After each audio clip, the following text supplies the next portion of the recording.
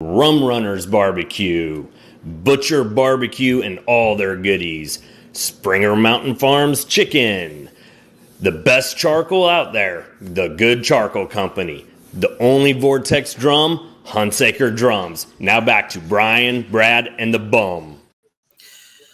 Hello, Addicted to the Q world. Brad here, Brian, Mr. Sofa King, and the Bum is he's on travel for his real 9-to-5 job that we occasionally have. And tonight our special guest is Dustin with Weber Grills. How are you doing tonight? Brad, I'm doing great. Hey, Brad, wait. Before you go, I just noticed our little, whatever tags that we do that's funny. He took mine that I was actually going to do, Head Grill Master. Oh. Well, I mean, yours is pretty sweet there. Needs a vacation again. I mean, we all need vacations again. I just got back from one, and I still need a vacation. You must have kids. Yeah. Yep. And the kids went with me on vacation. My wife calls it a vacation. I said, no, it's being at home in a different location because they're still the same amount of work. Fair. So a little background. What's your position with Weber and what do you do for them basically? Oh, that's it. My title technically is Head Grill Master. I'm the director of our Grill Academy, which is our in-house educational and experiential facility. We do everything from working with our product management team and R&D. We do, experiential events. We have in, buyers and sales folks from large retailers and companies. We work with our executive team. Really anytime a grill gets lit in front of people and it's, say a high visibility item or something, we're looking to really deliver, a great memory experience. Someone on the team that I lead is involved. Nice. Yeah. Now, I saw something today, and it was on the Brands That Built America, and your company was a little bit in the background. But I want to hear it directly from the company. How did you guys kind of get started, and how it all began from the beginning? Sure. Well, Weber's been around since 1952, and our founder George Stephen worked for Weber Brothers Metalworks, which they manufactured buoys for the Great Lakes. So, these big, open buoys, but they helped guide the ships in for what they did. And George was working for the company and avid griller, large family, 12 siblings, 12 kids, loved to cook, loved to grill. But, back in that day, it was an open type cooker. It was a facade. You had this, you couldn't control your heat, your flame. It was a brick background. And, he thought, there's got to be a better way. So he takes this buoy, he ultimately cuts it in half. It's got a flat top lid at the time, lights a fire in it, and the fire doesn't stay lit. So eventually he realized you got to get air into the thing and figured out how to, really get this to do what he wanted to do. And like I said, he loved the grill. I hear all the stories. He loved lamb. He loved making roasts and all that kind of crazy stuff. And eventually it didn't take off right off the bat. It took some time. But ultimately through getting out into demos and getting in front of people and selling this thing and showing everybody how to use it, it took off.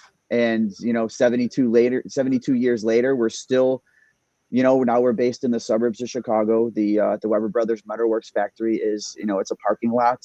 The history is still there though. We've gone through a couple different facilities around Chicago, Wooddale, Arlington Heights, Palatine. Our manufacturing is still based in Huntley, Illinois, which is about 30 minutes from where I'm sitting right now, about 45 minutes out of downtown Chicago. Our kettle line is done there, our Genesis. So a lot of our products are still here. Our facility, our global headquarters, everything is based right here in Chicago. But, it started with that kettle back in 1952. And, it didn't always have the original shape that it did. It had an interesting stand. It was round and it had 4 legs on it. Eventually it took its 3-legged, design to it. But for the most part, the shape of that kettle still remains today to what it was. The lid is about the only thing that changed on it. And that was back in 1960, 58, about 62, 61, 62. Nope, sorry, 1958. It took the shape that it did today. From that just complete round Bowie Yep. Dome. Yeah. So have you, like, history-wise, have you found out why his thoughts were to even create it when it was a whole metalworks shop, like a fab shop? I never asked, that specific question, but I just know, the family loved to grill. We still have their original brick facade structure that they cooked on. It's at our offices in Palatine. I'm fortunate, I guess you could say whatever it is. I get to look at it every day. It sits right outside our window. It just gives you inspiration, and to know that type of history is just sitting right there. But, it's created jobs for, people all over the world. We're in 71 countries today. We have, manufacturing of all these crazy different products that we get to work on. But it started for a love of, bringing people together, getting around the grill, serving some great food. And we still talk about it today. And it's a motto, and it's making memories and doing that. And he just had such a great family. Most of the sons still live around Chicago. We still have one of them that I see pretty regularly in our R&D department. But at some point, you still see a lot of them around. So what's cool about it is I've honestly just got my first kettle. I've had Weber WSM before I had a kettle, which is weird. But I've found it to be, they've changed very little over the years, and it is probably the most versatile cooker I think I've ever, or grill smoker I've ever used. There's not anything you can't cook on those things. Yeah. No, there's really not. And George back in the day, they put the time in to figure out, like, with the dampers, like at one point it had some daisy wheels on the bottom, and it was like, okay, well, how do we need to increase the number of dampers, and do we need to move them so that the airflow circulates better? There was a lot of thought and testing that went into all these little nuances to just make sure that it was just easier for people to use, easier for them to understand, and just ultimately cook. Have they thought, like, where you're at, I guess you go out and do a lot of, like, cooking, or you have cooking classes or whatever that Weber will put on. Mm-hmm. Have you guys thought of doing something that can handle a whole hog? Well, depending on the size of your hog, we do have we have a 36-inch Rance kettle. Yeah. And I've put, smaller ones on there, but when you're talking whole hog, the hard part is that the larger you get, right now we have the presses. We still actually use a lot of the original presses from back in 52. They're still in the facilities in Huntley where they're manufactured. You can only get to a certain size with these presses before you have to start hand spinning, and you can't press anymore. So then it starts getting very labor intensive. They get very heavy. Now, if you're talking a whole hog, and I was thinking suckling pig, so I was thinking a little bit differently than where you're at, but you would just need a very massive, large cooker. Now, could we do it? Yes. Is there a market for it? It's hard to say. Me personally, I would love one. I would use it. But, all we can do is have ideas. We bring them to folks, and maybe they take off, maybe they don't. Yeah.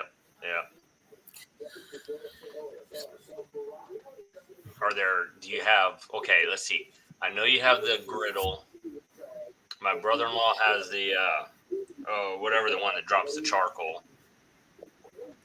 You have a new one coming out. Gravity feed. It's already out. I saw Harry Sue. I can't remember the name of it. Oh gosh, I'm trying to think. What the Searwood, is that the one? Searwood, yeah, the Searwood. Yep. What's that one run like? So the Searwood's a pellet grill, and it's our second generation jump into pellet grilling, and it's honestly, it's an incredible grill. Like, it's one of my favorites. It still does the low and slow smoking, but it gets up to the really high heat temperatures. It's got versatility up to like 600 degrees. We've got smoke boost built into that thing. We have a smaller model that's 24 inches. We have a larger model that's 36. We use, I don't know the formal name for it, but there's a controller that's on the front of it with technology built into it that, once you get that cooker turned on, like, I can go into my phone, into the Weber, Connect app, and I can turn the temperature up and down. I can put it into smoke boost. I can put it into shutdown mode. Once it's on, I can do all that kind of functionality to it. But then I can also monitor my cooks. So we built that type of technology into it. And a lot of times when we look at product, we look at things and we say, okay, how do we make this user friendly? How do we get people to use it more? How do we create really great food with it without people having to overthink it. And like the Searwood was one of those that we were able to do that with by utilizing that technology and, into the side of it. The Searwood's been out now probably, I think it was maybe February or March it hit the market. Yeah. We are having an insanely hard time keeping these things in stock. It is crazy. It is absolutely nuts how it's taken off. But I'll tell you from experience, and I have one on it is an incredible cooker. You get you get smoke flavor on your food, but then just that ability to still grill with it in 600 degrees. It's really the best of both worlds. Now, with your Genesis series, I know that's the second oldest, because like the kettle would be your original, the old series. And then I know the Genesis goes back a long time too. Both of those, has the Genesis had serial numbers? I know the kettle has, and those are collectible. I know a guy that collects them. Is there anything else that you guys are putting out? Are they all serial numbered to where all these other ones are going to be collectible down the line also? Or is it, that's just the Weber way now? I mean, everything is collectible. You know what it is, and for me, and I was a collector for a long time. I've since kind of dispersed my collection. I think there's some great people out in the world that, huge Weber fans that we're going to appreciate it more than I am. And I do appreciate them. I truly do. But when you get to a certain point, like at least me with the amount that I had, I looked at them and I went, let me spread the love. The Genesis is honestly no different. It started in 1985. We did like a couple of crazy things to it where it had a red lid and it had some cedar wood, tables on it. And yes, those are extremely collectible, now, and we're trying to get back to the roots. If you look at some of the kettles and some of the stuff we're doing, we have a fog gray, which is a take on like a 1950, like a Plainsman, We're having some fun, and there's always going to be a piece of what we do that's collectible. There's probably going to be some that are very mainstream and high volume type items, but we still have those collectors in mind when we're thinking about products as well. Yeah, you had a which I didn't buy, and I'm glad I didn't. My wife probably divorced me, but it was whatever the yellow was. I called it the '57 Chevy yellow. Yeah, hot red yellow. Yeah, that was one. I was like, that's my dream right there. I need to stay married first. So where did the design or the thought behind the Weber Smoky Mountain, where it came from more of a grill to a smoker? Well, it's funny you ask about the WSM. So we started the WSM in 1981. And the gentleman at the time, the engineer, his name is Eric Schlosser. And Eric was with us at Weber. I want to say he retired in 2015 or 16, somewhere in that area. But he was a long time guy. He worked with Jim Stephen, on the Genesis. He was responsible for the WSM. But ultimately, if you look at our WSM and you put it next to a kettle and some of our older cookers, you look at it and you go, those parts look familiar. It's got the ash pan, the heat diffuser on the bottom of the WSM is the ash pan. The bottom part of it's a bowl. The water pan is a lid of a grill. So then we took a lot of parts that we were already making, and then it really was like, okay, well, what's left? The barrel. It's got the charcoal grate. It's got the cooking grates. But that's really like when they were tasked with making that grill, it's like, okay, we're going to keep this like low budget. How do we do it? The WSM is arguably, I would even say unarguably, it's one of my favorite cookers that we have. I think it produces some of the best barbecue that you could take off of it. Yep. But that's how it started. It wasn't like, this like crazy idea. It was like, what can we do with what we have? Do you guys cook on those? Like Harry Sue, Richard Fergola, a bunch of those guys were up there for like I think it's Weber's Master Class. Yeah. Or something. You guys use those up there, the Smoky Mountains, all that stuff. Well, it's Harry Sue. Of course, you're going to use one for Harry Sue. You know what? Harry's one of my favorite people. I was actually responsible and another gentleman, but we've been doing that class since 2015. The WSM was the basis for it. And, Harry is just a diehard Weber guy when it comes to the WSM. He's won a lot on them. There's not a lot of people I know that could cook better on a WSM than Harry. And, it's just great when we can get all those guys together and just, bring great people together, but they're willing to share the knowledge of how to help people cook better food. Yeah. And that's what that's about. It's like, I don't want to bring somebody in that's going to be like, well, I'm not going to share this or I'm not going to share that. You know, I'm an open book. I'll tell people all my process because they still Yep, have to go I will do too. it. Yeah, they Yep. still got to cook it. Yep. Do So, you but if I cook can in help that? them, Do you cook in the master class or do classes up there with them also? I do. You know, like I said, I led that master class. Harry, like I said, great friend came in, helped us teach. Tuffy Stone came up for this class. Yeah, that's who it was. Yeah. Yeah, and we had a lot of other folks as well. And it's the more we, like I said, it's just trying to bring great people together and share that knowledge. But the WSM was definitely a focal point for that. But you know, we still let people, if somebody wanted a Summit Kamado or they wanted a Searwood or they wanted a charcoal grill, it's not really, you know, limiting and say you can only use this. You know, let people use what they want to use. Yeah. Do you do a lot of test cooks at That's home when with the new products? I, I, I do. I do. Nice. We can be no one of those. Harry was talking about that pellet grill. That's the one he filled up at Yeah. the master class. As he said, he had that thing running full to the gills. He did have it full to the gills. When he opened that lid, I went, and it was pretty awesome. But it was, you know, he loaded it with pork. I think he had shoulders in there and all that kind of other crazy stuff, and it was awesome. It was the food when it came off, it was the flavor was amazing. Yeah, he was cracking up talking to us, telling how everyone was laughing in awe because he just kept loading. Yep. Yep. That was pretty good. So, How many? Just wild guess. How many hot dogs do you think you've grilled? Oh boy, thousands. You know what? At a certain point, like I usually tell people that I've probably made more bad food than I have good food. But it's a lot of it is like you asked, like, do I test product? That's what it is. Cause like, you know, we use the ways that we know that work with grills and you try to make sure that the food you're cooking and testing, it turns out. But then even with the massive events that we do, like, you know, at Q Fest and, you know, I think there was 8,000 or 9,000 people there. We've served couple thousand here and there.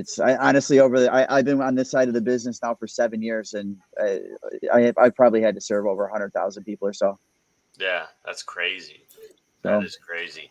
Yeah. So take a little bit of a difference thing. Because I've seen Weber seasonings. When did that start, or how'd that come about? I'm not exactly sure, honestly, of when they came about or when they started. We do have them a brand or a team that we work with on the spices, so they don't actually come in house from us, but we work with them on them. We approve what they do. We taste them. We give ideas. But you know, we've gotten to a point now where we cover a pretty good spectrum of different flavors. We have barbecue rubs. Before I even jumped on with you guys, I was writing a recipe using our garlic Parmesan rub with some chicken wings and doing some stuff, you know, with that. But, you know, we try now to run the gamut. We want to make sure that they taste great, that they're going to be able to be utilized between different meats, whether it's pork or chicken or beef or whatever you're doing. And, you know, it's really been a great way to help us promote our brand. So you're writing a recipe. Do you have a culinary background? I do. I was a professional chef for about 20 years or so, maybe more. I worked at the Weber Grill restaurants for about 6 years. Jim Stephen hired me over there. I had an opportunity arise to join the retail side of the business. Like I said, about 7 years ago. You worked that grind in a restaurant as a chef for a lot of years. You had an opportunity to kind of move on to something else. I jumped at it, and you know, there's not a better brand to work for, honestly, when you're a chef or you know, I worked in American style steakhouses. I've worked in a lot of different places, but this is my love. Grilling is hands down where it's at for me. What's the weirdest thing you've had on the grill? Oh gosh. It's probably not that weird, but we've had, you know, we've had octopus. You know, I don't really honestly think anything's really that weird. I think if it fits into a culture, people are going to eat it. Like, it goes. So I'll pass on the octopus. Do you ever get to that point where you're like, I'll just take a taco? Absolutely. Okay. Absolutely. I come home from the office. I'm like, just give me a salad. Or traveling enough. I stopped ordering, you know, meat in restaurants almost a long time ago. I usually just get appetizers or salads or stuff like that. I don't do like, you know, I don't order a lot of proteins. That's me 100%. Yeah. That's me. What do you want? I want the poppers and Cobb salad. Well, Yep. why? I'm like, man, I'm gonna go grill a steak at home. It's better than what I can buy at the store. I Well, that just do grilled tofu at the restaurant, Brian. That's for the wife, not for me. He always posts videos or pictures of grilled tofu, and I'm like, oh, You know what? People love it. I mean, it's always one of they those do. things. And you know what?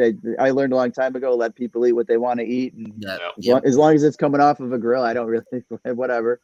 Hey, they That's got married into vegetarian family. I'm like, I will learn how to grill whatever. Yep. Don't ask me to cook it inside. Yeah. Yep.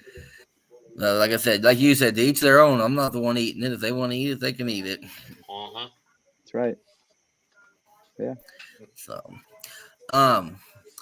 so what's the future? Are you guys looking into new, completely different kind of grills? More of the gravity feeds, more of the pellet grills, and any of that?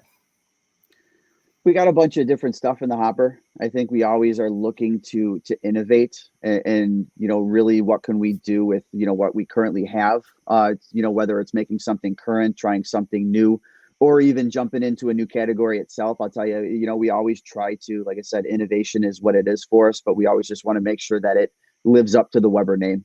And that's really what it's about. Not everything that we make always goes to market. Some things we look at and go, it's good, but it's not great. And then there's some things that are home runs, and we jump all in. So, we do a little bit of everything, a little bit of both. Have you guys thought about creating like a special trailer strictly for like some of these events that it's like a transformer? You come up, you fold the side up, you can slide out all the grills, and it's just right there on its own platform.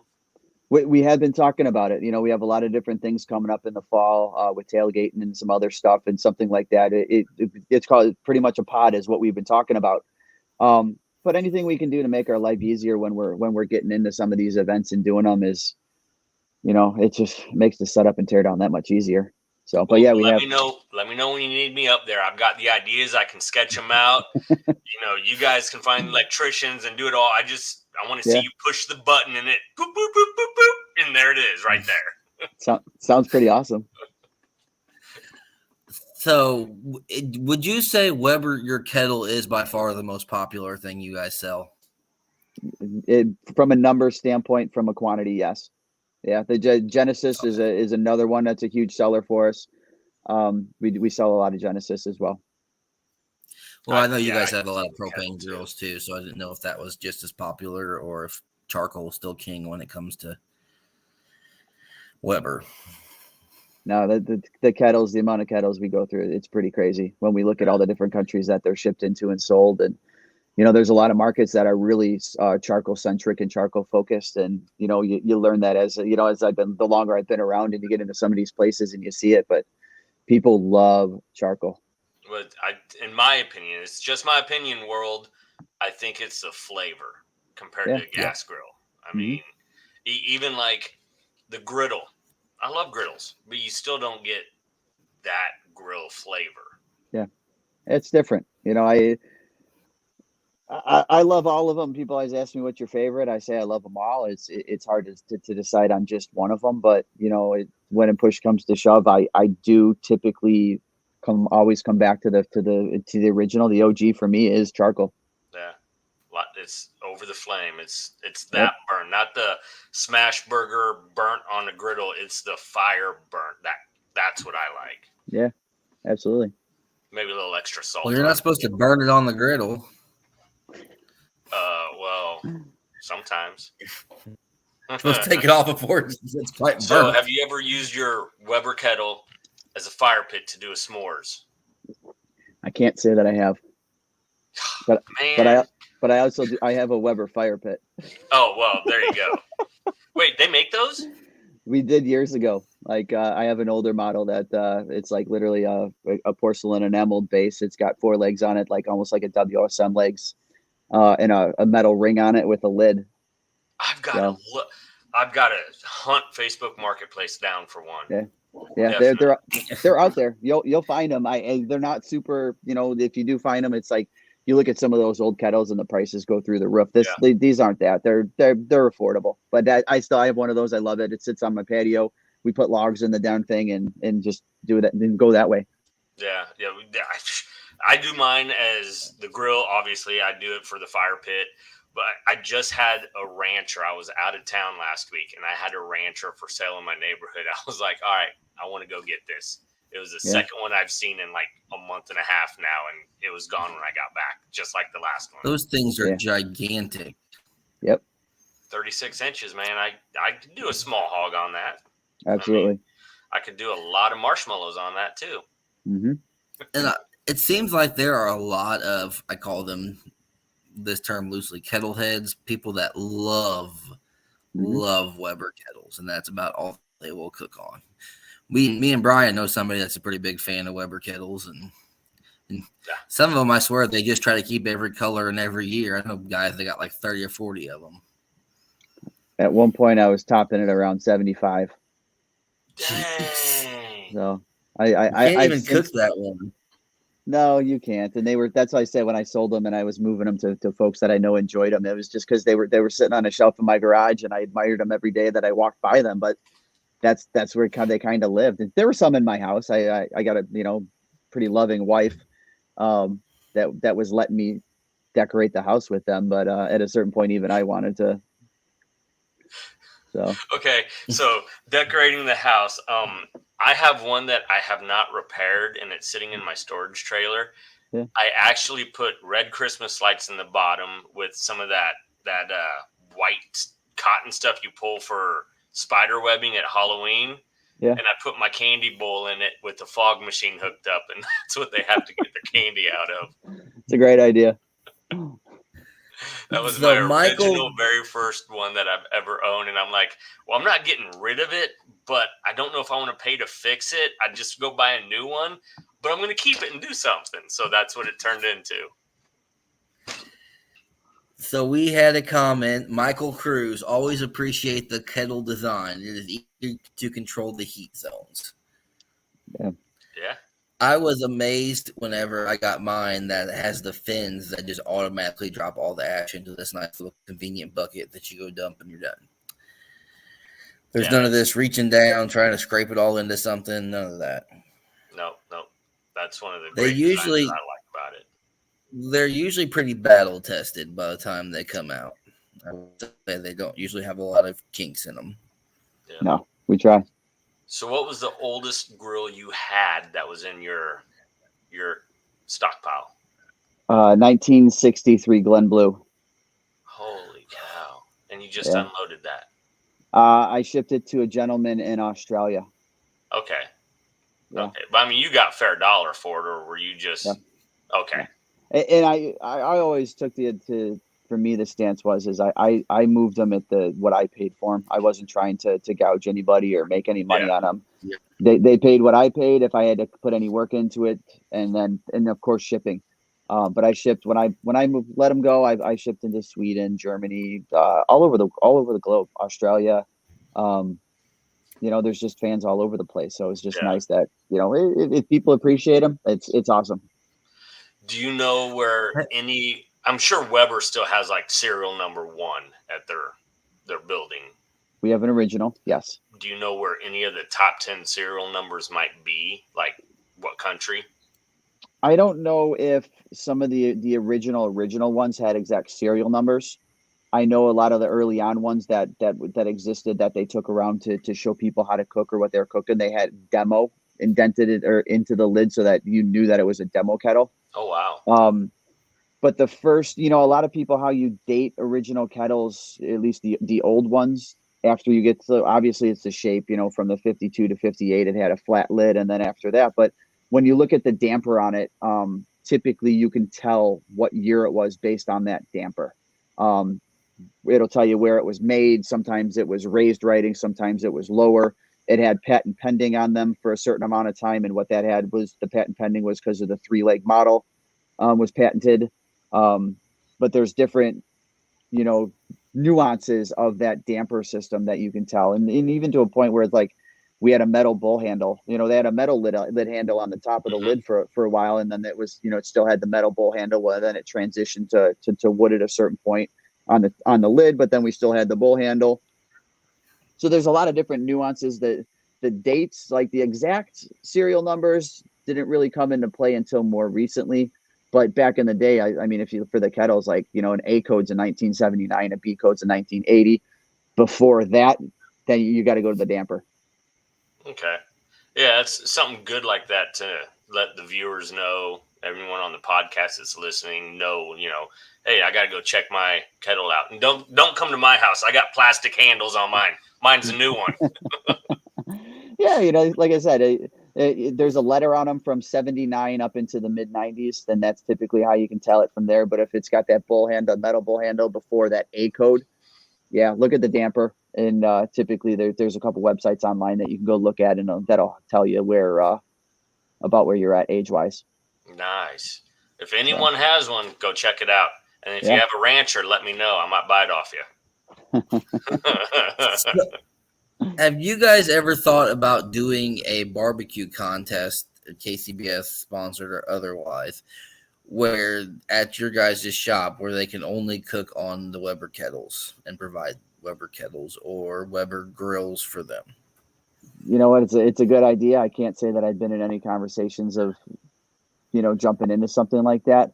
But not to say that it's not something that wouldn't ever happen. Well, next time you cook some hot dogs up, just take one to the boss and say, hey, I made you some lunch. I got an opportunity for you that you could look into. That's awesome.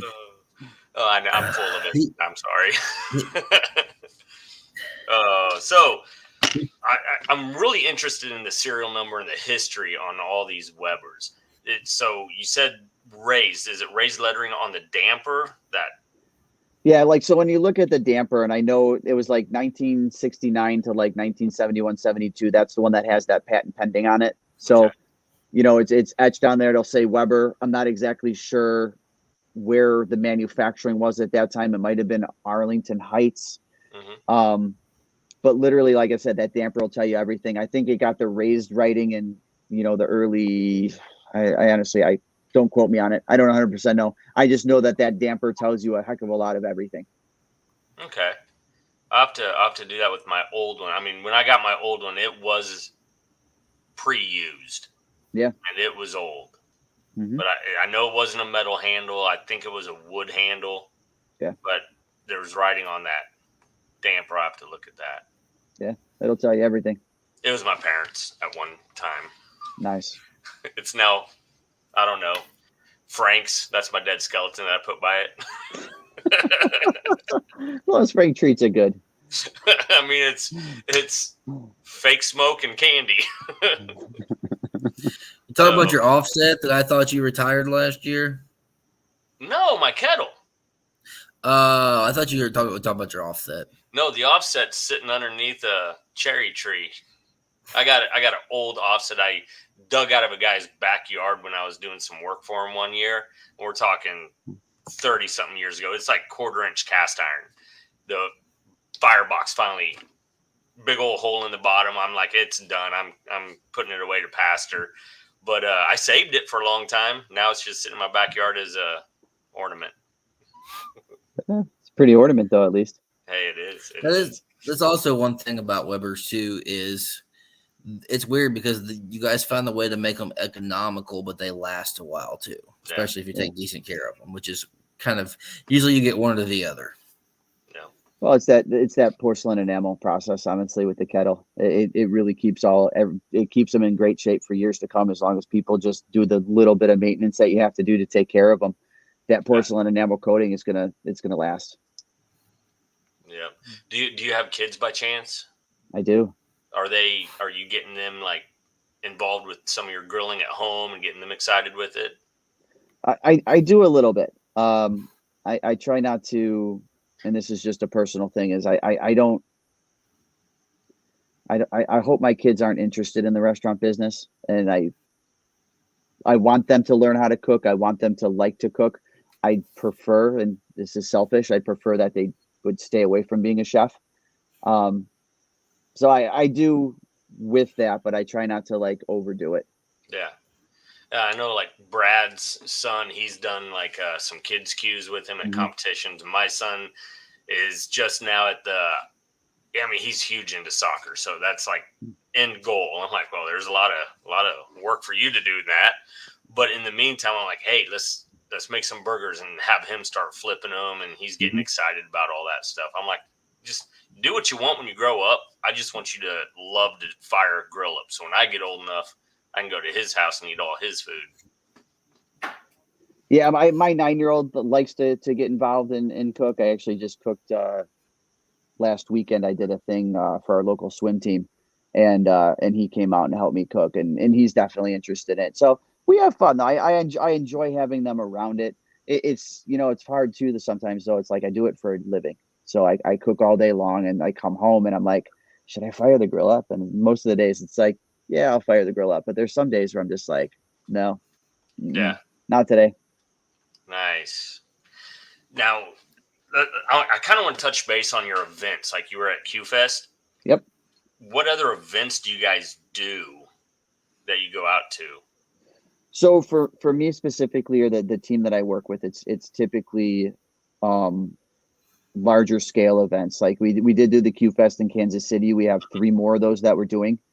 The next QFest event is in Denver coming up the 3rd week of August, I think it is. And then we have another one. We're actually going to be at Q in the Lou in St. Louis. And then the last one closes out in October in Dallas at AT&T Stadium. Yeah. So we have those going on. We're doing some stuff locally here around Chicago, but when it comes to like large scale events, we're still kind of putting that picture together of what it looks like. Like I said, those 3 events that I just mentioned are the most up-to-date ones that I know of in the very near future. Do you guys do anything for charities at all? On occasion we do. It really depends which charity and where are they located, what's the ask and that kind of stuff. But we do at times, yes. I know, like, I was asking that because I sponsor, a golf tournament, or help Kevin sponsor a golf tournament, which is for the VFW. And I know that we had a missed interview, and you guys graciously donated a kettle for a giveaway for that golf tournament. It's VFW, Swing for the Soldiers, and I think that's the name. I have to look it up, but I appreciate that a lot. Yes, thank you. No, absolutely. I'm glad we could help. Yeah. So, but Brad, you got anything else?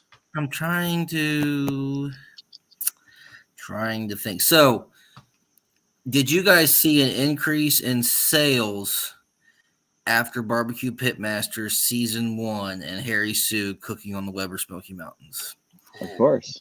Yes. I didn't know if there's a direct correlation, like you guys could tell the difference after that, or just my $400. Well, anytime that you're able to, get something like that in front of all those people, and especially with a name like Harry's, or even back in the day when it was, you definitely see the dial move a little bit or somehow. So, but yeah, absolutely. Yeah. Any big win with something like that, I mean, you're going to see a dial move for sure. Mm-hmm. And Tuffy Stone, as much as he even wins, he does a lot of videos just on a simple Weber kettle, because he does a lot of YouTube videos also for it. And yeah. You know what, Tuffy's like a lot of us, you talk about where did you start cooking, or, the story always lands back on like your father or somebody in your family on the Weber kettle. And, it's the same thing. And Tuffy's a collector like the rest of us. He's got a bunch of old kettles. He loves his Webers. I love my Webers, but I've learned more from that man than I think from most of the folks that I've talked to or worked with out there. He, for as, I don't want to say as famous as he is, but for as famous as he is, that is probably one of the most down to earth guys that I've ever met in my life. Yeah. Most humble man in barbecue, hands down. I judged the American Royal one year when he was competing, and I walked by and he saw my thing. He said, "Thank you for judging." I'm like, "You don't know me from Adam. What are like? You don't have to talk to me at all." After they talked to me for like 5 minutes, and I'm like, wow. I mean, yeah. He's a great man. Today's actually his birthday, I believe. Is it really? Is it? Yeah. Happy birthday, Tuffy. Yeah, if you're listening, which I'm sure you're not, Tuffy. Happy birthday. No, his main quote that I've always listened to and used from him was treat smoke like salt and pepper. Because when I first started grilling, I thought if you didn't have white smoke boiling out of that intake, it wasn't cooking anything. And I've ruined my fair share of pork butts before I figured out that it didn't need quite that much smoke. Yep. Well, one of my favorites of his, on top of that one though, is you better to be looking at it than looking for it. Yeah. Yep. So I swear by that one all the time. Yep. That's actually a really good quote. Well, if it's raining like where I was at yesterday and grilling, it's the more you're looking at it, the more it ain't cooking. Fair. So, do you guys got anything in the think tank that you can talk about? I honestly know. We got a lot of things in the think tank. It's just a matter, sometimes I just can't really elaborate on most of them. Yeah. So it'd be fun if I could, but nope, we get it. Yeah. No, yeah. I mean, because you still got your processes to go through and char broil some hot dogs on them. Yeah. That's right. Or what do they say? Fish blacken hot dogs. Oh, gross. You like hot dogs way too much. I eat 1 or 2 of them and I'm good. Hot dogs and marshmallows. But your dehydrated marshmallows were really good that time. I see. Thank you very much. It's awesome. Dehydrated marshmallows. There you go, Dustin. Your next. What is your favorite thing to cook on a grill that is not meat, like a side or a fancy dish? Or I like it to keep it simple. We do in my house. I typically like to do a protein, a vegetable, and a starch. But even I keep them simple. Today, what did I do today? Oh, we had green beans. I just did some nice green beans in a vegetable basket with oil, salt, and pepper. Mm-hmm. So we do a lot of that kind of stuff, but it's really anything that I can put under there. When I cook at home, I enjoy cooking, but I don't do a lot of elaborate stuff. Besides briskets and ribs and those kind of things that you really got to pour your heart and soul into. But a lot of the direct cooks I do, I don't do a lot of marinades. I don't do a lot of that kind of stuff. I just keep it simple. Yeah, last night was corn, zucchini squash, hamburgers, and potatoes. Yeah. All on the Weber. It's awesome. But I had to keep the lid on because it was raining. Because it stopped raining where you're at. Well, it's because the wife won't let me build that little, overhang thing I want to do out back. So Brian's wife, if you're listening, he wants an overhang. No, I want a new house. Well, no, but seriously, in all seriousness, thank you for coming on. We really appreciate it. We love just sitting back, talking barbecue and just chilling and learning about history. So, I appreciate you guys having me. How many classes do you guys put on? It's at random. It's not consistent. For me and the crew that I work with, the master classes, we do 1, maybe 2 a year. We do collaborate with, the Weber Grill restaurants, and once in a while we'll do some classes with them. But it's here and there. Does anyone sign up to go to those, or is it? Oh yeah. The ones at the Weber Grill restaurant are open to the public. If I do a master class, like the one that Harry was at in Tuffy, that's definitely open to the public. A lot of times you can get the communication from signing up with your email at Weber.com. We'll blast it out. I know we sent the masterclass stuff out through that. Mm-hmm. That's where a lot of our communication, comes and starts from. Nice. I would sign up just to go cook with everybody. Not cook with them, but watch them cook. Dustin, Harry, Tuffy, all of them.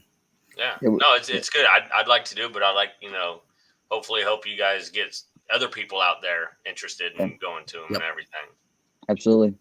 So, we appreciate you coming on, and thank you for letting us take some of your time this evening. No, absolutely, guys. I appreciate it. Do it again sometime. Yep, no problem. Definitely. Thank you. Have a good night. Good. Take care. Thank you. Bye-bye.